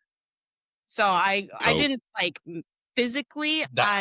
Physically it was all me, but I helped him get the parts twice. I helped him get the whole side, like the door. You found the door because you were working at a parts store at that point, so you were able to go in and talk to them. That's definitely love. When that happened, I was ready to erase those people from existence, as we'll put it in different terms for online for reasons. But for two, when that car came home on the tow truck, I could just see it in his face. I was crushed. He was defeated. And I was like, nah, that ain't, we're not stopping there. It's not going to the junkyard. We're going to fix it up. We're going to do what we need to do to it. And it's also, that car has sentimental value to me because we met each other in that car. So we can't just let it go. Yeah, that was a funny experience watching your jaw drop because I have an airlift kit on it. So I pulled up. She'd never met me, never seen the car or anything before. Pulls up. She's sitting there going, man, that guy kind of looks like an asshole. Watch the car drop, and then her jaw hits the floor. It was hilarious. I was so amazed. I was like, how did you do wait? And I do get that a lot. But it's like, wait, what? That's another reason why when he says it's been a roller coaster, it really has. That was keeping on that topic, the whole. Yeah. For my reasoning, it was more so that car was like a last choice or like last resort. Kind of going back to when I got in my accident, I came home and I got hit by a dump truck when I was working. So you kind of had to find a car. Yeah, I had to find a car at a time. And I was like, all right, because I was saving up for my 05 Mustang. I was going to look for it, and I was almost there, too. I was like, well, shit. So we looked around his dealership. Of course, my Mustang now was last choice. So we looked around. We found the red one that was gone, and then the silver one was the manual, and then so I looked at the sales guy and I was like, let's go look at the blue one for shits and giggles. Why not? So he remote started it, and I didn't know it was a remote start. I walked up to it, the car was on. I'm like, okay, she fancy. Okay. So I get in the driver's seat and I feel so claustrophobic. This is my first Mustang I'm driving around the dealership lot. He's like, go ahead, you can give it a little bit of gas and whatnot.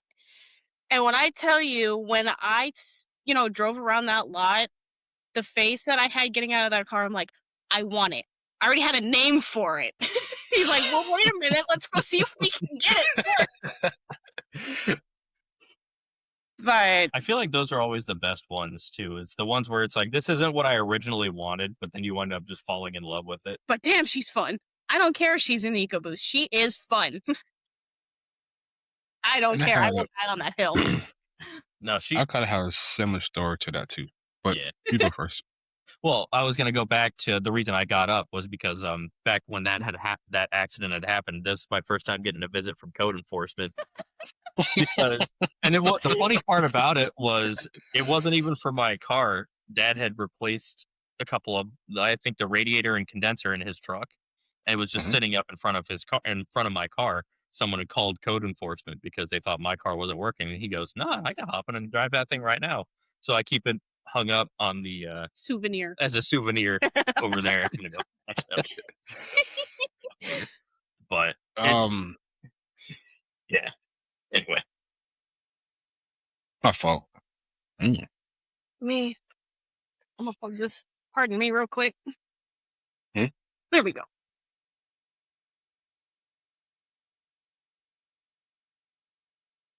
It just takes a phone charger. We good. What do you mean? The You're- way that I got in my car was I was actually going to look for a Challenger or a Charger, and when we got to the dealership, the one that he had, I think something was wrong with it. I think it's blowing out white smoke.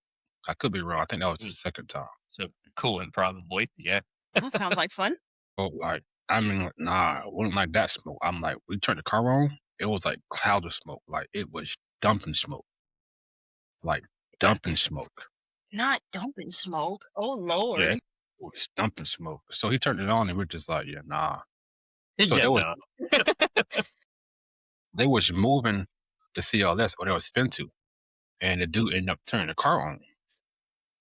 So I'm standing there, I'm just like, what the fuck is? So I turn around, and I'm just like, that sound like that? He was like, yeah, bro. I'm just like, Let me drive that one. exactly. You know, so I was like, all right, Daddy, man, let drive that one. me take for a quick test drive. And I drove it. Yeah, it was wraps. It was wraps. I think I took it down the back road, and I just hit it. And I was just like, yeah, that's You're like, wraps. yeah, I could get used to I'm this. taking it back. Yeah, I want this. I want this. And then eventually from there, bro, I just fell in love with it. And now, okay, well, before I say my dream car, now I want to ask y'all, what are your dream cars? Top 5. I do it this way. Top 5. Top 5 dream cars. Oh boy. Oh fuck. Why You want to go first or you want me to go first? after you, princess? All right. Absolute dream car, for sure, would be 68, sorry, 67 Shelby Cobra, the 2-door one. The one that's basically a Miata with a 427 in it. I've always had a soft spot for those, especially after seeing, what the hell was the name of that show? It was Gears with Stacey David, where they took a Miata and actually built it into one. I was like, that's cool. I would love to do that. And that thing looks awesome. Something about a car that weighs like 1 ton with this big 427 engine in it and just awesome. Number 2 would probably be, I'm gonna go with a Dodge Viper from like the one in the Fast and the Furious Tokyo Drift, that red one. Okay. Again, and that movie's probably the reason for it. Okay. Actually, I'm gonna put that one at 3 because I think that 2000 Cobra R needs to be number 2. I was gonna do it the other way, but I think that 2000 Cobra R needs to be number 2. Then the Cobra, or then the Viper. I mean, why they're all snakes? Snake. So that's one. So the Cobra, sorry, the Shelby, then the Cobra R, then the Viper for 3. Number 4 is gonna be a weird one that not a lot of people probably know about. The TVR Sagaris. I'm probably butchering the pronunciation of that, but that's another one that I found in Gran Turismo.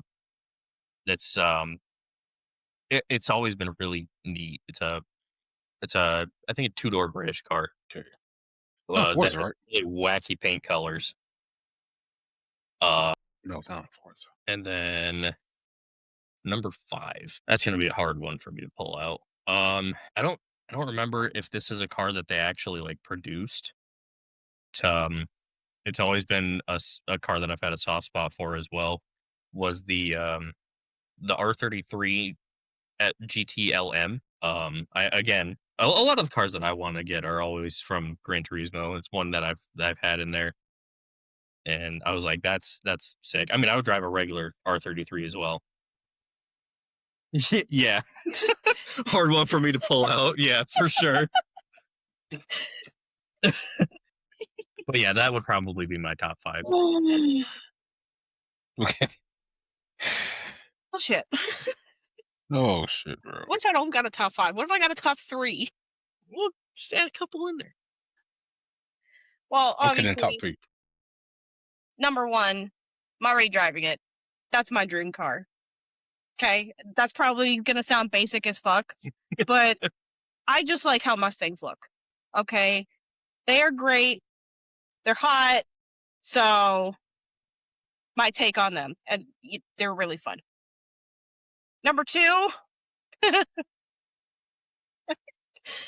would have to be a Miata. Of course it's a Miata. Because they're so goofy. I would definitely, because one of my buddies, he has a Miata, and he took me for a ride in it, actually in Orlando, not too long ago. And that little go-kart is so fun. And they're always just happy to be there. They're just happy to be there, man. Funny. I would definitely have one. Number 3, I can't remember which Ferrari. That, because my older brother, he really likes Ferraris too. We actually went to the Ferrari dealership in Palm Harbor eons ago, and there was one Ferrari I saw there, and it was in blue. And if he's watching, he can fight me on it. I would have one in blue. Okay. But which one we saw that day, again, I can't remember which one. I would definitely have a Ferrari of whatever model in blue, so he can fight me. If it was in Ferrari's blue nice, though. no room, honestly, it was probably the California. It, Because that's like the more common one that they'll have in different colors that aren't red. Mhm. Now, don't get me wrong, you can get it in red. There's like 7 different shades of red because they picked that one for a reason. I know. But I think the California is the one that I see the most often in different colors. But I would be different. I'd get blue. So fight me. I think it gotta be California, because I don't see in California in gray, red, Yeah, white. orange. Yeah, I don't see them in a few different colors. I think I might have seen a 458 in blue as well, but the 458 wouldn't have been out at that point. Yeah, no. So, Or I mean, they do the 812 and the TDF and like a gray blue. I mean, I've But seen like I s- some in different colors. Like your blue, white, and red are the most common ones that I see them in. Mhm. But yeah, it was probably California at that point because those have been around for a while. It was still hot That or the nonetheless. Enzo. That or the Enzo, because I know that came out in like early 2000, if I remember I correctly. seen that car once. Yeah, I've never seen one in person. Once. So me and my brother, the one who basically like we got to cars around the same time. And it was in Daytona. We was at a red light and we just sitting there, we just talking. And then out of nowhere you see a red car. And it was going by like slow, like it was like if we weren't speeding or not, he was just like just cruising. It was looking like I'm like, fat bro, is that a fucking Enzo, bro? He was like, where? He looked up and he was like, nigga. And I'm like, bro, like I'm like we're sitting there, we're looking at it, we're just like, what the fuck? Like, why is it Enzo in Daytona? And I will say in person, bro, I think that's the rarest car I've seen in person was an Enzo. Because I'm looking like fuck, like I see now like why is that car now? But I think that was the rarest Ferrari I seen in person that was an Enzo. That shit was nice. It was real beautiful, bro. To that much. We tried to follow him, but by the time we got to turn, he was gone. I had an epiphany. I forgot about a car that should have been on my top 5. Which one? So this would probably take the place of the R33, the Saline S7, like nice bright red, like you see in wow, what's the music video? Candy Shop by 50 Cent. The S7 that he has in there, dude. I think it's a car though. It's kind of like slept on though. Like you don't It really really care about it is. that much. Especially Yeah. the I think they made an LM version of that car too. Yeah. Yeah. See, Yep. you know what's up. The F7 though definitely slept on though. Like you hear about it, but you don't really don't Yeah, really hear about it like that's another as one I've much. never seen in person, but I know I would do a Yeah, I know. I'd have to pull him away like you I can would do have a it. backflip. Man, I know the rarest car I've probably seen in life. Will stay in my car. I think the rarest car I've seen in my life was, what car show was it that we were at? I think it was that one. It was a church, I think. Oh, you mean the one I'm going to next weekend? No, I think it started with a B, I think. Anyway. Oh, Bay Life. Yeah, that one, I think. I could be wrong. Don't quote me on that. But they had an actual, not only both of these, they had an actual, I believe it was a GT40, one of the 60s ones. And then next to it, they had I think it was, I'm trying to remember the way they name it. The Shelby Daytona Coupe. I think they had one of those The next. 2-door, right? Yeah. No, the 2-seater, right? Yeah. It's the one that's, I'd bring a picture up of it, but it's got that like really weird, like wedge shaped like back end of it with just a little tiny lights. I'm like, oh, okay. So, man, that's I want to say the best car I've seen in person, just in my opinion, had to be the Koenigsegg Regera. I gotta see that in person. oh, that's cool. Like I seen the Bugatti Chiron, but I feel like not was this much. When it came to Bugatti, I didn't really like. I didn't see the hype in it at first. But we went to this dealership in West Palm Beach, and it was that Lamborghini. He was sitting right there. So I was just like, the fuck? I'm just like, okay. So now I'm looking at it, and I'm like, okay, respect. Now I see why. Yeah, like now I see the height, and I'm looking at, damn, that's nice. And then I think that same dealership had a Centenario in it, and the new Scion or Scion, how you say it? Yeah, I gotcha. So it had the Bugatti sitting by itself, and out to the left side, it had the Centenario and the Scion. And I'm just like, God, like that's like what, like 8-9 million in this one dealership? Ridiculous, You could bro. be the person that accidentally drives through the glass in the front of this dealership Hey, he in debt. He in debt for life. for life. You better have good insurance. Oh, you better have good insurance. Now, what's next? Like, what's next going forward? It could be cars, life in general, but like, what's next for y'all going forward? You want me first? Or you going? For life, working forward to getting a better job, at least on my end. He's got the good job. He's sugar daddy. Don't believe him. Anyway, and then the next step, because we're engaged right now, we're gonna probably get married at some point this year. So as for life, that fuck. If it stops fucking me. Sorry, fucking us. Because that's what life's doing. Just gonna continue to keep having fun and keep taking care of my mom.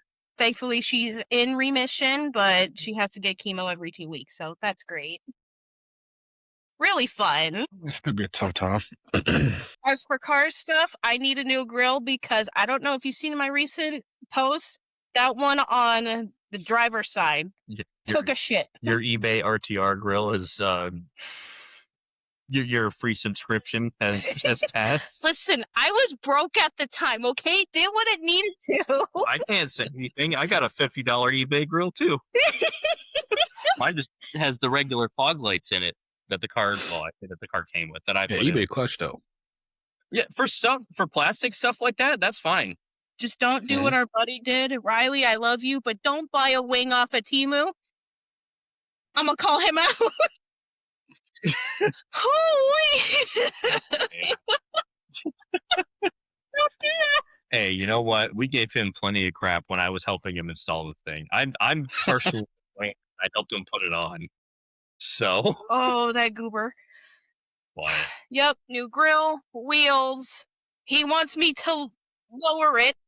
He keeps You don't have to. but you keep telling me it will look good if you put lowering springs on it. I mean, I'm not saying I that. mean, It's just I a mean, difference.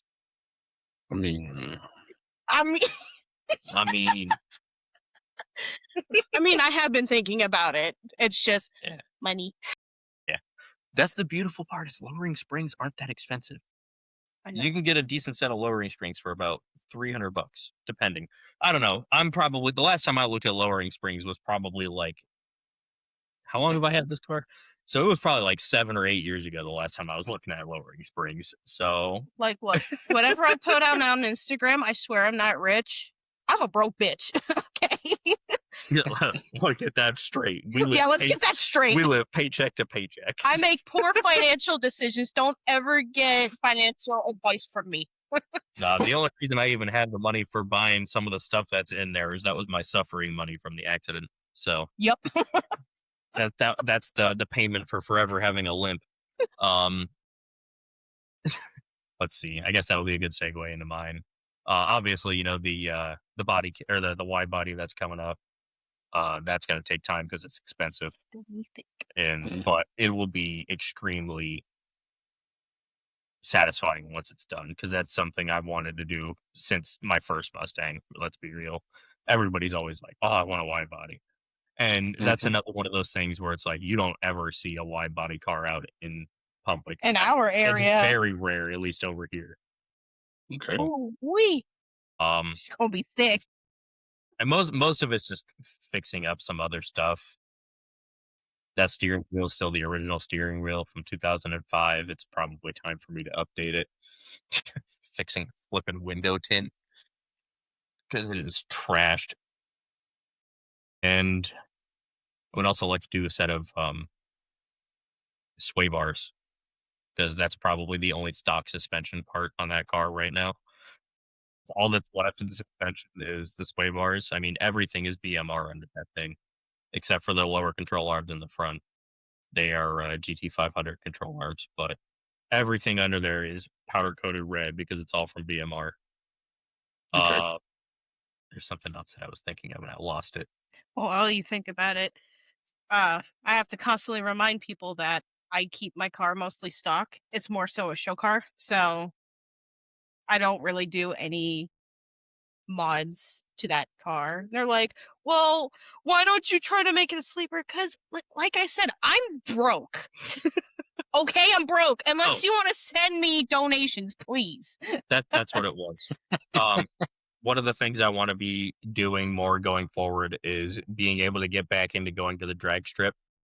And one of the problems with that, or one of the things I have to do with that, is I need to get bigger injectors put in because I found out a little while ago when I put my foot down, the injectors are not big enough to handle the amount of the fuel demand because I have one of the E-Flex fuel kits for running E85. Okay. And it's a great kit. The only issue that I have with it is putting my foot all the way down since the car had a tune before I put it on. It tops out the fuel injectors. It's not always, it's really funny when you have the car tell you need to put bigger fuel injectors in instead of you saying you want to. It literally gave me a little thing that said fuel injector flow insufficient. I'm like, well, guess I need bigger fuel injectors before I can go drag racing again. So More money. yeah, well, fuel injectors aren't stupid expensive, but it's more so the stuff that you have to do with it. Because bigger fuel injectors, they say to run, I think, 47-pound injectors with E85. So that's like $350, $400 for the injectors. And of course, you can't just throw injectors in the car. You got to tune it. So, yeah. It's a whole project. Yeah. I'm at that point where nothing's ever simple anymore. No, not at all. Yeah. It's not that is one thing that I do kind of miss is the simplicity of just going, yeah, I'm just trying to throw lowering springs on it, or trying to put a different set of wheels on it and make it look nice, which is going to be one of the fun parts about once she ends up getting that other Mustang is it's going to be a lot of just making it work, Sure. which is a lot of the more simple stuff. So I look forward to it. Like I say, I'm gonna keep up with y'all content. Share it. No, just basically just keep up with it, share it, support it, and just do my best to get it out there as well. Like I say, I'm still growing. Yeah. We still growing. The page still growing. So once it get out there, everybody who comes to the podcast, my goal is to give y'all back something. I don't know what it is, but something. So I mean, if you want to be part of the cars and cosplay community, I can send you an invite. You can, because I can I think we have a channel in there that you can just keep sharing your content, because my brother is a DJ and he shares his stuff in there too. So you're most more than definitely, because welcome like to I come on said, in. I joined because like I say, I'm also create a group chat. I think the question in chat, I think takeovers for sure. I think I can agree with you on that one. Yeah, takeovers for sure. Cause technically speaking, that's just let's just put it this way.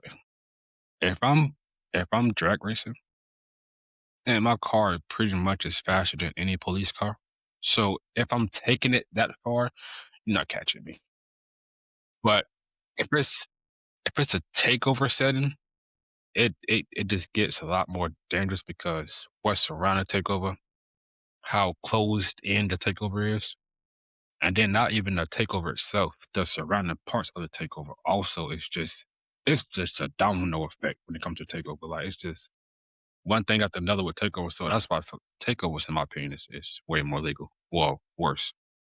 Takeovers definitely is worse. I can agree with Yeah, that. we've seen it firsthand.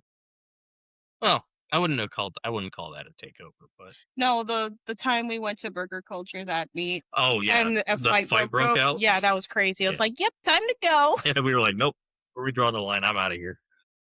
No, thank you. Uh, I don't get where it started. I mean, I've talked to some people before that said, I actually have sessions with somebody who's in the takeover community, and I'm just picking their brain. In a sense, they said, okay, well, the police taking legal pits, but technically speaking, if you bought the land for legal pit, they couldn't take it. Um, so they're taking legal pits, and then they're taking spots from them. I mean, what you're doing, that's gonna happen.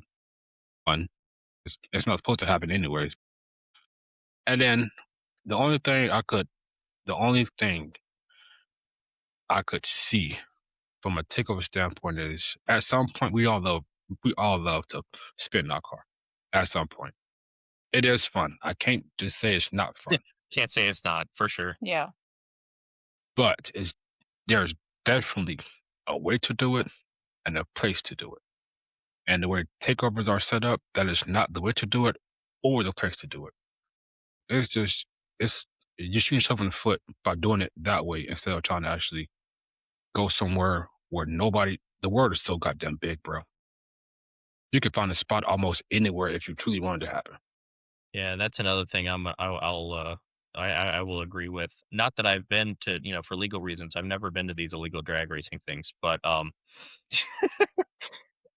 that usually when you hear about those, they're in some secluded area where there's very little traffic, there's nobody around. Whereas takeovers, you're usually gonna have it's a big crowd, lots of cars, lots of stuff to run into.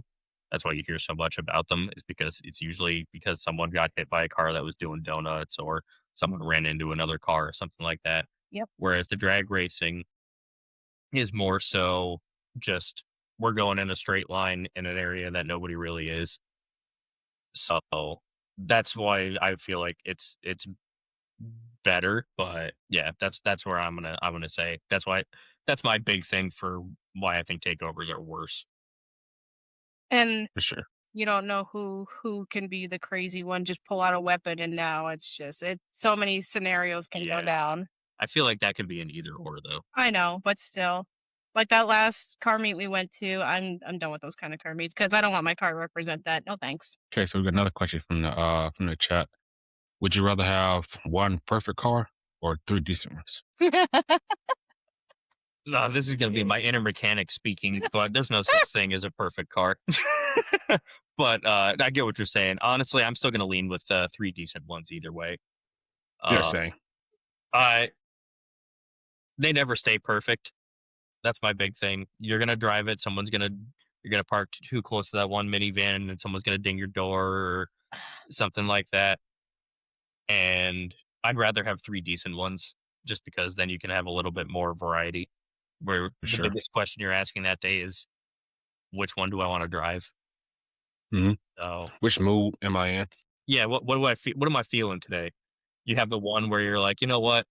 I'm probably going to be sitting in a lot of traffic. I'm probably not going to take the manual one today. Or Yeah. I got that also opens up like being able to have a car for everything. You have your one car that's fun. You have your one car that you can use as a daily. And then you can have maybe a truck for when one of them breaks down, you know, Yeah, or if you need to pick up car parts that are going to be a little hard to fit into a car. that's true. So, That's um, yeah. and I feel like that's just it's like it's gonna be like having a new pair of shoes versus having a really worn in pair of shoes. Not like beat up, but like worn in. The worn in ones are gonna be a little more comfortable, and if you scuff one of them, you're not gonna care as much as if you Yeah, bought a brand new pair of shoes. That's my thought process. I'm just gonna have to agree with you because that makes sense. Yeah. agreed. It gives you more variety, and then I'd rather have three decent ones because now I can have either three different sports cars, or I can have my laid back car. I can have the car that's faster than a laid back car. Then I can have the I just don't care car. I can just do anything I want to do. And so, yeah, I would rather have three than just one. Yeah. Perfect But sense. I think it is one more question, and it's a question I ask every guest. But before I get into that, if I do want to just shout out something real quick. If y'all interested, you probably seen it sit back there. I'm doing my first. It's the first ever drop I'm doing through the podcast. It's first. I'm only doing 25 of them, but this is what it look like. Um, I'm only doing 25 for like the first drop, but I have like more ideas that I'm working on. So like it's the first one, but I got more in my vault that I'm gonna be putting out. But if it is something that y'all interested in, the link is in my Instagram bio. Gotcha. I just wanted to just shout that out real quick, just to get it out there. But the last question for today is, if you put a message on the billboard for the car scene, what would it be? You want to go first? You want me to You go go first? first. I think it's just a really good blanket statement, and it would go towards more people than just the car scene, I think. Just be nice. Just be nice, be respectful. My biggest thing is you don't like hanging around with people that aren't nice to you, or aren't at least respectful to you. You don't want to be around that kind of people. So if you're if the car scene becomes too much, like, you get too many people that are like that, one, it makes it harder for new people to come in. They don't feel very welcomed. They don't want to, it kind of makes them go away from it. And we don't want that. We want people to join. We want people to enjoy cars like we do, uh, words of Jeremy Clarkson. We think cars are living beings. They have a personality, as we were talking about earlier. And we want other people to be able to enjoy that. So, and the easiest way to do that is just be respectful to, others and in general, not just others, but the venues and, it'll get you a lot of places. It doesn't even have to just be with cars. So I think that's just good overall advice, I would think. Yeah, For sure. So pretty much. Yeah. Just be nice, be respectful to one another. Because you pretty much just covered everything. Thanks. Well, you said to let me go first. I know. So. But also, don't make the car community look like we're bad people, because there is really good people in the community, and we want to bring, because let's, like, an outsider, they're going to look at us and they're going to think like we're a biker gang. We look scary. No, we're really nice, I promise. It'd be like your average person thinks of a metalhead. Like, oh, Yeah. metalheads are scary. And then they're bopping your average white chick music. Well, Like, No, for real. yeah, we're not scary. just We don't want, we want, like I was saying earlier, we want everybody to be welcomed. yeah, We want everyone to feel welcomed. That's the big thing. welcome everybody, be nice to everybody, because at the end of the day, you don't know what they're going through, because you could be saving that person's life. You Sure. never know. And being an outcast and losing friends, that's why this car community is so important, because I can connect with people and hear their stories and whatnot. Just overall, be nice. That's all you got to do. Agreed. Not about clout. It's not about numbers. Like I said, like Fast and Furious, family. There's no other way to put it. It's not, because the car scene does bring a lot of people together, and then new people end up becoming family a lot. So I've heard many stories so far from the podcast where they met friends through the car scene, whether it's in person or it's online, but just that having that bond with somebody who basically, like, y'all share the same passion, then you will actually help them out, be there for him, give him what he or she hasn't had for a long time or just don't have, period. And there's so much you can't really replace, and I'm just glad that the car scene gives people that home to actually build family with people who we don't know at all. So I can agree. We definitely gotta make the car scene more welcoming. We gotta make it more like, just take it back to the old days where people just enjoyed being a part of the car scene for what it was, and to the point where you can have your opinion, but it don't push the next person off because of your opinion. You just give a small little, okay, well, I think you could do this, rather than doing that. Leave it as that and just keep going. Just keep it respectful. Like, everybody different, everybody go be different. Let's just respect that and just keep it moving. There is one more thing I did want to add. I just thought of it. Mhm.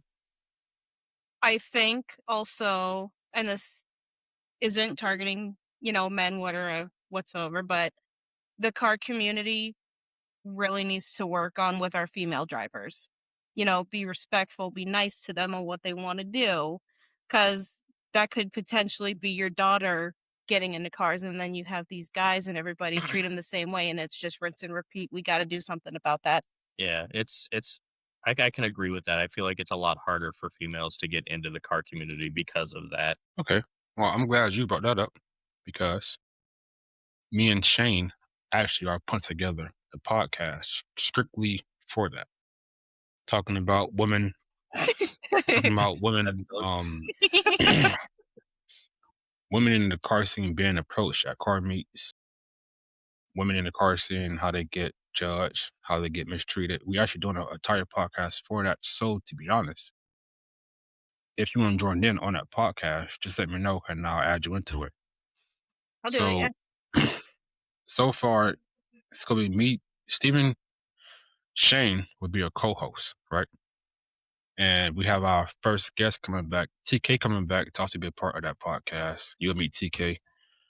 Ruth coming back to be a part of that podcast, so you'll meet Ruth also, and then you'll be a part of that podcast. And there's still a few more who have to respond to me, but if they willing to come back and be a part of the podcast, then you'll meet them as well. Like I said, I'm glad you brought that up, because that is something that me and Shane was actually just talking about addressing in today's community with females in the car scenes. It's definitely a topic that's definitely coming up really soon. Cool. Awesome. Can't wait for that. Firstly, I'm always thinking of ways to actually make this better, to give the community what they want, or to give them a opinion that we don't really speak on or that we don't have. So if you do have any ideas you want to actually to shoot over to me, or if you see something that we mentioned on the podcast, always talk to me. Um, I always say this podcast isn't just mine; it's ours. So if you ever have any ideas, if you ever want to be a part of the podcast, just always let me know, and I can always add you on.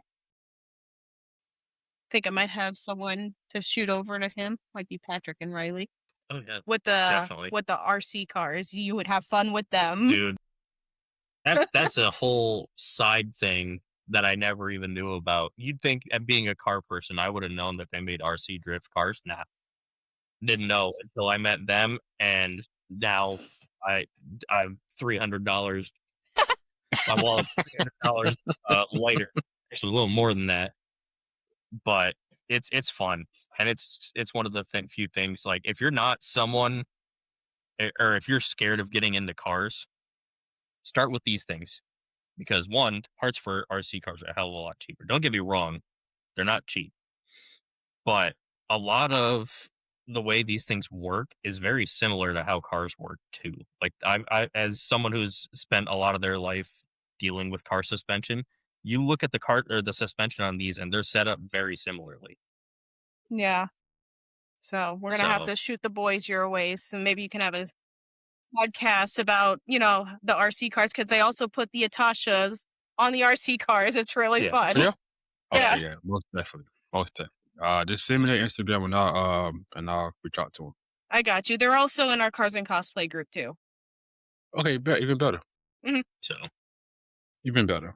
Yep, But that's all I have for tonight. If you do have anything you want to get out or address, you can now. Um, for sure. if not, I do bring y'all back on, like I say, to be a part of like the big collab. Mhm. And going forward, if you do want to come on the podcast or you want to actually bring a group to the podcast, have like a group discussion, let me know. We can make it happen. I think a Cars and But Cosplay group would be fun. Mhm. it will for sure. Um, again, I thank you for your time. Mhm. Yeah. Thank you for coming to your story, your opinion. Thank you for being a part of the family that we are building through this podcast. For sure. Um, again, I just really appreciate it. And I Yeah, thank y'all Yeah, of very course. much. yeah, Okay, for sure. I still gotta. It's something I'm forgetting to send y'all. So I'll probably do it after the podcast when it come back to me. But You're fine. again, I get it. it's a lot. Yeah, Yeah. it's okay. Thank you again though. Like I said, if y'all interested, I can send the link for the shirt. If not, I just want to just put it out there. So thank you again, and hope you all have a blessed night. Yeah, you All too. right, you too. We'll see you soon. Thank you. See you All right, soon. well, And for the ones who support, the ones who come and watch every podcast, the ones who watch, like, and follow everything we do, thank y'all too, because this doesn't exist without y'all coming out, without y'all being a part of this community. We don't have one. So again, thank everybody for coming out. Remember, it's your car, it's your story, but this is our community. Thank you. Have a great night. Let's go. Okay, it's not. There we go.